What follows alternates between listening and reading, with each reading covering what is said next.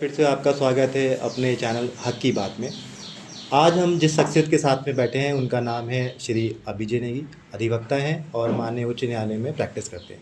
किसी परिचय के मोहताज नहीं हैं और फिर भी मैं उनका एक शॉर्ट में आपको परिचय देता हूं। कई बड़े केसेस में उनका नाम रहा है, जैसे अभी हाल फिलहाल में पंचायत चुनाव से संबंधित हो, वन विभाग के हॉफ की पोस्ट से संबंधित हो, या आपके कॉर्बेट टाइगर रिजर्व के डायरेक्टर की नियुक्ति से संबंधित हो।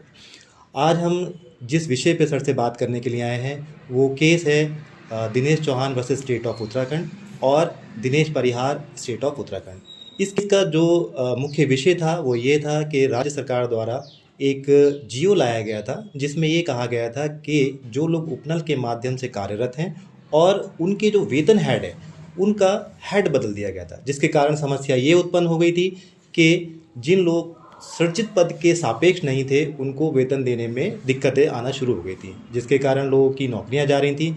और इन सारी समस्याओं को लेकर जब हम सर के पास आए तो उन्होंने बड़ी प्रखरता के साथ में और बुद्धिमत्ता के साथ में इस केस को लड़ा। और मैं साथ में ये भी कहना चाहूँगा कि एक नाम मात्र की फ़ीस में, यानी ये उनका हमारे ऊपर एक तरीके से मैं उपकार ही मानूंगा, क्योंकि रोजी रोटी 2100 समथिंग लोगों की बचाई है। भले ही वादी के रूप में 300 लोग आए थे, परंतु एक बड़ा तबका था जो इससे लाभान्वित हुआ है। तो हम सर से ही जानना चाहेंगे, सर अब जब इसमें इंटरिम ऑर्डर के बाद एक फाइनल ऑर्डर आ गया है तो वो हमारे लिए किस प्रकार से लाभकारी है और हमें उसे किस नज़रिए से देखना चाहिए, प्लीज़ सर। सबसे पहले तो आपके जो सभी लोग इसको देख रहे हैं, जो आपके श्रोता हैं और जो आपके दर्शक हैं, उन लोगों को मेरा नमस्कार। और जैसा नितिन जी आपने अभी उल्लेख किया कि लगभग 2187 लोग हैं जिनकी नौकरियां इससे प्रोटेक्ट हो जाती हैं, क्योंकि 18 जुलाई 2023 का वह शासनादेश था जिसमें मद संख्या के अनुसार ही मद संख्या 8 में उन्होंने कह दिया था कि भाई क्योंकि मद संख्या ही अवेलेबल नहीं है आउटसोर्स बाहरी स्रोत के कर्मचारियों के लिए, इसीलिए हम उनको रख ही नहीं सकते। और 18 जुलाई 2023 के बाद 17 नवंबर 2023 को वन विभाग में ये बैठक हुई थी, ये आहूत हुई थी और इसमें कहा था कि अब हम इन लोगों को हटाएंगे और हटाने की प्रक्रिया भी शुरू हो ही गई थी। हम लोग तत्काल कोर्ट गए। कोर्ट में भी प्रथम सुनवाई में स्थगन आदेश पारित हुआ ऐसा नहीं है, 2-3 सुनवाई हुई, छोटी छोटी डेट्स लगी। फिर कोर्ट ने तत्कालीन प्रमुख वन संरक्षक जो उस समय थे अनूप मलिक साहब, उनको कोर्ट ने बुलाया। उनकी पर्सनल अपीयरेंस हुई वीडियो कॉन्फ्रेंसिंग के माध्यम से और उन्होंने वहां पर अपना एक स्टेटमेंट दिया जो 8 जनवरी 2024 शीतकालीन अवकाश पड़ने ही वाला था उच्च न्यायालय में, उससे ठीक पहले उन्होंने रिकॉर्ड किया अपना एक स्टेटमेंट कि हमें इन सभी लोगों की आवश्यकता तो है पर मद संख्या आज की तिथि में उपलब्ध नहीं है, इसलिए हम इन लोगों को नहीं रख सकते। ऐसा उन्होंने एक अजीबोगरीब बयान कोर्ट में दिया, जिसको प्रस्तर 14 में कोर्ट ने रिकॉर्ड किया और प्रस्तर 20 में 8 जनवरी 2024 के अपने आदेश में कोर्ट ने यह भी रिकॉर्ड किया कि उन्होंने कहा कि हम इस मुद्दे को राज्य सरकार से चर्चा कर इसका समाधान करेंगे।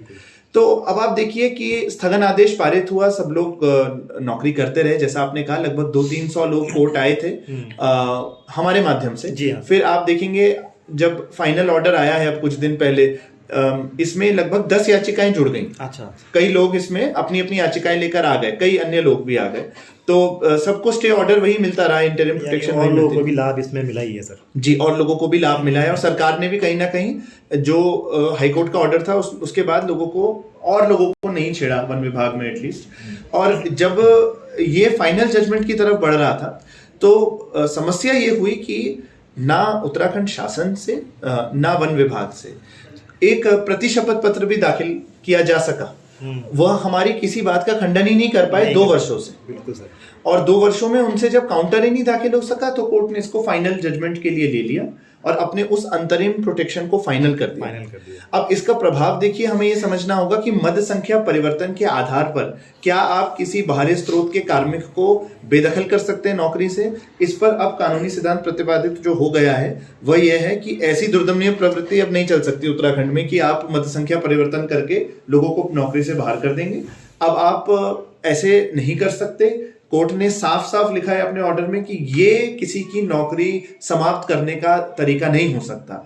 स्पष्ट तौर पर शासनादेश क्वॉश नहीं हुए हैं, लेकिन वह निष्क्रिय हो गए, निरीह हो गए, वो उनका कोई प्रभाव नहीं रहा है, क्योंकि 18 जुलाई 2023 का शासनादेश हो या 17 नवंबर 2023 की वन विभाग की उच्च स्तरीय बैठक का निर्णय हो, अब माननीय उच्च न्यायालय का जो फैसला है, जो फील्ड होल्ड करता है, जो आपका फैसला है दिनांक 10 दिसंबर 2025 का, अब ये फील्ड होल्ड करता है। तो इसका तो अब तात्पर्य यही हुआ। और अगर उसमें एक अन्य शब्द भी लिखा है, if work and post is available, इससे आपको यह समझना होगा कि जरूरी नहीं है कि सृजत पद ही अवेलेबल हो। देखिए, सृजन को लेकर तो 1113 पोस्ट के करीब का सृजन की प्रपोजल पेंडिंग है शासन स्तर पे, है ना। 27 अप्रैल 2018 में भी ये एक कवायद पूरी शुरू हुई थी, लेकिन वो पद सृजन क्यों नहीं हो पा रहा है, वो एक अलग समस्या है। लेकिन इतनी बात ये जरूर है कि if work and post is available का तात्पर्य केवल यह है, किसी डिवीजन में अगर कोई बाहरी स्रोत का कार्मिक कार्यरत है और उसकी आवश्यकता है, तो वो अपना काम करते रह सकता है और अपने वर्क एंड पोस्ट के अनुसार वो अपनी सर्विसेज दे सकता है। जरूरी नहीं है, आपने जैसे अभी एक बात कही थी अपने क्वेश्चन में नितिन जी, की सृजत पद के सापेक्ष ही, तो सृजत पद के सापेक्ष तो सृजत पद में तो एक नियमित ही आ जाता है। अच्छा सर, ये दोनों चीजें कॉन्फ्लिक्ट भी कर रही थी। एक तरफ उसी जीओ में ये लिखा था कि सृजित पद के सापेक्ष कोई नहीं होगा, और दूसरी तरफ ये लिखा कि सृजित पद के सापेक्ष ही 08 से सैलरी दी जाएगी। तो ये दोनों बातें आपस में जो है विरोधाभास पैदा कर रही थी, तो इसको तो निष्क्रिय होना ही होना था। बिल्कुल आप सही कह रहे हैं, इसको होना ही होना था, कहीं ना कहीं वही हुआ जो होना ही था।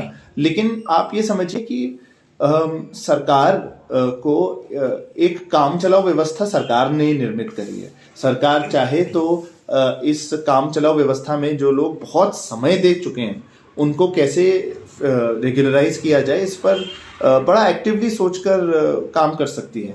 लेकिन सरकार की ये मंशा ही नहीं रहती, जबकि आप लोग तो उसके लिए कितनी लड़ाई लड़ रहे हैं और बहुत महत्वपूर्ण कार्य करते हैं। अन्य विभागों में भी करते हैं, वन विभाग में भी, फॉरेस्ट फायर हो, रेस्क्यू से संबंधित हो, या कहीं भी किसी भी प्रकार की आपदा आई हो, तो ज़्यादातर जो होता है वो आउटसोर्सिंग के लोग ही आगे होते हैं।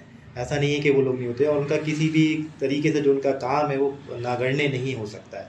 आपके घर में सांप आ जाए, कोई और चीज़ आ जाए, वही लोग आते हैं, जबकि उनके बदले में उनको इतना अच्छा कोई वेतन भी नहीं मिलता। तो ये एक भार समाज के ऊपर भी जाता है कि इस विषय पर सोचें कि आपको जो लोग सर्व कर रहे हैं वो कोई भले ही किसी अन्य ऐसे स्रोत से हैं जो बाह्य स्रोत कहलाता है, परंतु उनकी सेवाएं किसी भी तरह से कम नहीं है। तो कोर्ट ने भी ये एकदम सही न्याय दिया उनके लिए। बिल्कुल। और देखिए, न्याय के सिद्धांत इसी तरीके से परिमार्जित होते हैं कि हमें अपनी ओर से प्रयास करने हैं, और अच्छा है इस देश में कि कानून व्यवस्था है और कोर्ट ने आदेश पारित किया है। अब देखते हैं सरकार इसको किस तरीके से लेती है, क्या वो इसके खिलाफ और आगे लड़ती है। लेकिन मुझे लगता है कि अब ऐसा नहीं उनको करना चाहिए। बहुत बहुत धन्यवाद सर। और मैं ये कहना चाहूँगा कि सर ने बहुत ही अच्छी तरीके से सभी को इस अपने माध्यम से ब्रीफ कर दिया है। मगर मैं एक सीधी शब्द में बताता हूँ कि वन विभाग के अंतर्गत जितने भी कर्मचारी हैं जो आउटसोर्सिंग के माध्यम से, उन्हें डरने की आवश्यकता नहीं है। उनकी सेवाएं निरंतर चलती रहेंगी। भले ही ये सर्दी की सर्द रातों में ये ऑर्डर आया था नैनीताल के, मगर इसका गर्मजोशी से स्वागत करिए और हमेशा इससे लाभान्वित होते रहेंगे। और आशा करते हैं आप लोग हमारे साथ जुड़े रहेंगे। धन्यवाद।